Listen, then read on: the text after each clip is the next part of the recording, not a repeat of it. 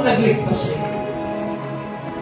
Ang gagawin niyo lang mga kapatid ay tanggapin siya sa inyong puso bilang Panginoon at tagapagligtas. At magsisi po tayo ng ating kasalanan. Sige po, kung may mga galit po kayo sa puso ninyo, mapakawal po kayo. Sige po, begin to forgive.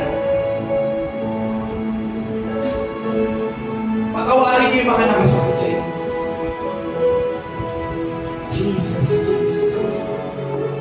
God is here. He's in this place. At kung ano mga karamdaman po ninyo, papagalingin kayo ng Diyos. Ano mga pinagdaraanan nyo, papagalingin kayo ng Diyos. Sabihin mo ito, panalangin ito ng malakas sa puso.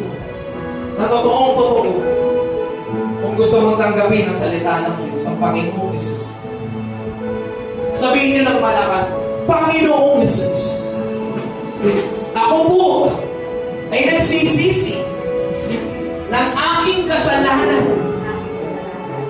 Inaamin ko po na ako ay makasalanan.